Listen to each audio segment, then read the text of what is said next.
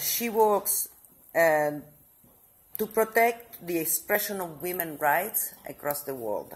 She is traveling all over the United States to meet different women in different states and bring to the different councils and city councils and so on the word of what's happening in the UN and what is their possibilities, what they don't know, and so on. And everything she does obviously through new technologies, yes, or technologies, because they're not new anymore.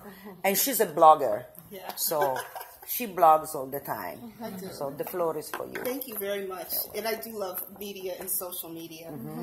So let me just say this. I had the pleasure of speaking last year at the 16th annual conference, and I was really going in hard on media and women's presence in the media. So thank you very much for that opportunity. So to our distinguished chairs, to all of the partners, excellencies, and of course my dear friend Maria, thank you very much. I will be brief, just to get my thoughts out there, because I hope we have time for questions at the end. The National Council of Women of America is housed here in New York City at the Center for Social Innovation. We believe that innovation can be the leading driver in eradicating poverty domestically and abroad. In the 2017 theme for our organization is Courage to Climb. The women we serve are heads of households and leaders of communities. They are our compass. The General Assembly, bearing in mind the Charter of the United Nations, including the purposes and principles and the functions and powers of the United Nations system, especially in promoting international cooperation in the economic, social, cultural, educational, and health fields. Our organization collectively reaffirms its resolution, Transforming Our World, the 2030 Agenda for Sustainable Development, in which it adopted a comprehensive, far-reaching, and people-centered set of universal and transformative sustainable development goals and targets. Reaffirming also the outcome document of the United Nations Conference on Sustainable Development held in Rio de Janeiro. Underlining the need to focus on the importance of micro, small, and medium-sized enterprises in achieving sustainable development goals, in particular promoting innovation, creativity, and equal work for all. Taking note of the findings contained in the special edition of the Creative Economy Report, co-published by the United Nations Educational, Scientific, and Cultural Organization and the United Nations Development Program through the UN's Office for South-South Cooperation, in which it stated that human creativity and innovation at both the individual and group level, talk about our collective consciousness, have become the true wealth of nations in the 21st century.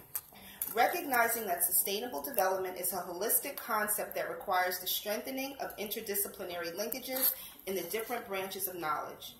Technology is often a powerful enabler and vessel for innovation, but technology does not equal innovation per se.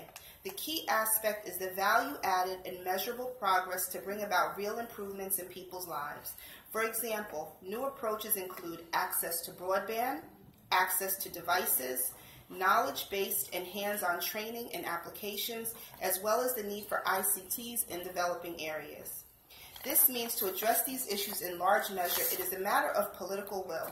So now, with that being said, I will share two very brief stories that the National Council of Women of America has done as I've traveled throughout the country, as it was stated at the beginning.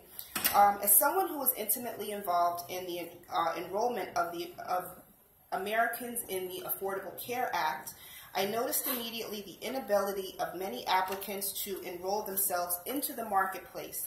Before they were even able to begin to choose their health care provider, lack of confidence and ability to operate a computer delayed the enrollment process for many.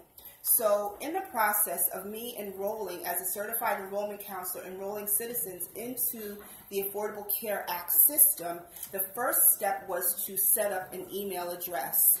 Many people that I was charged with helping did not even know how to set up an email address. And then what happened is once the email address was set up, it had to be verified. So we all know the email is sent. You now typically log in through your cell phone or your browser, hit a little button to verify that it's you, and you keep it moving. However, for someone who does not even know how to use an email address, I had to sit with this person, walk them through how to set up an email address, teach them how to log into their email, verify the email address, give identifying information because it asks these questions. What street were you born on? Did you ever have a mortgage? By show of hands, we know those questions, right? And that was all before we can start to choose what health care they wanted. So many of the delays that happened with the rollout of the Affordable Care Act failed to mention the end user's inability to use technology. And so that's something that is really worth mentioning, because in the news we heard how it was a faulty system, how the Affordable Care Act marketplace was ineffective, and I never once, and I stand to be corrected, heard anyone ever mention the end user's inability to actually use the system. So that is a glaring indicator of how lack of experience with technology can really impede progress, particularly here in the United States. I had to mention that one. And I will share one more very brief story in the interest of time. I do travel around the country being a translator of sort between what's happening here at the United Nations as well as what's happening with women across the country. And we usually use 3 benchmarks within our organization: Massachusetts, Missouri, my friend here is from Kansas, great state of Kansas, Massachusetts, Missouri, and Mississippi. And we feel that the women in Massachusetts, Missouri, and Mississippi represent a fair snapshot of women across America, with Massachusetts being more of this New England lifestyle, Missouri being the Midwest, and Mississippi being extremely rural. So in any of the groups that we use, the control groups, those are the 3 areas in which we usually work. So I spend a lot of time in the southern states of America, and I was in Louisiana, and I was scheduled to be there for 4 days. And while I was there, the place that I was staying was somewhat rural. And the city did not have any broadband. So the residents that I was staying, we did not have internet access. So each night I would go to a local fast food chain, the one with the yellow arches, to be able to check my email and send messages before I retired each evening. And one thing I noticed is this: were moms sitting in this fast food chain with their children doing their homework because they did not have access at home. The society in which we live, which is a free market-driven society, if it's a rural area, the broadband providers do not feel compelled on any level to wire rural cities with broadband. Now, I take the subway. I can send a message while I'm on the one train heading from Battery Park up to Harlem. So I think it's awesome how I can sit in the train and send an email. However, in a developed country, parts of America, women who are heads of household, which is the market that I serve, where my obligation and dedication lie, must take their children to a fast food restaurant to have access to Wi-Fi so they can do their homework. Now you look at secondary and tertiary issues, being nutrition. So now, not only are they being fed, because you can't take an 8-year-old to a fast food chain and forbid them from eating, now they're even outside of the home until their homework is completed. So where you might have a normal set bedtime, their bedtimes are now extended. They're not in the comfort of their home doing their homework, eating a nutritious meal, all because there is a lack of broadband, technology, devices. So when we talk about bringing broadband to rural areas, I think it's very important that we look right here in the United States. The last thing I want to share is there's a housing complex here in New York City, and I'm working with several city agencies to even wire public housing projects here in New York City. And so I think it's very, I've heard some very incendiary comments where some leaders have said, well, you can access the internet through your phone.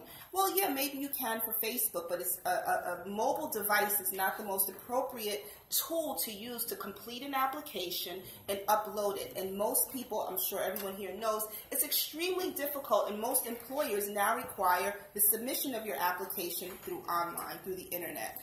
And so I think it's really important that we look at how lack of access to broadband, technology, we're talking about info poverty, how it affects other areas within the framework of the United Nations, particularly SDG 3, which is good health. We're looking at SDG 16 and 17 partnerships for the goals, sustainability. These are all very, very important issues. So now I just want to bring my thoughts to an end, and I just think it's worth mentioning that in our society, it's very easy for us, particularly those of us who are here in the New York City metro area, to gloss over the needs or make very unfair assumptions about how the rest of the country works. I charge everyone here to get in a car and just travel west. You would be absolutely amazed and surprised at some of the thoughts and goals that people in this country, particularly women who are heads of households, set for their children, and what impact lack of technology, lack of internet, lack of devices really impacts the growth and progress of women, children, and families in this country. Thank you very much.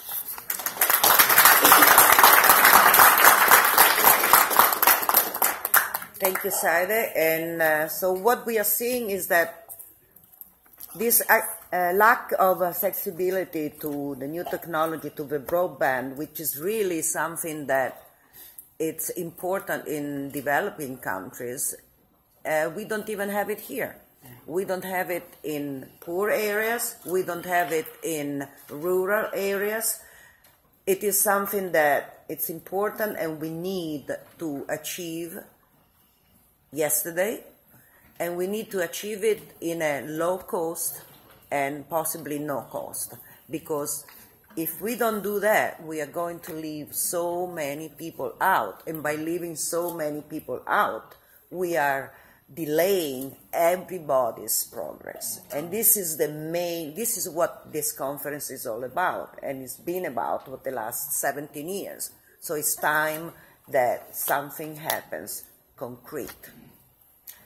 And for this, I'm going to the other very young composer of this round table, Mefo.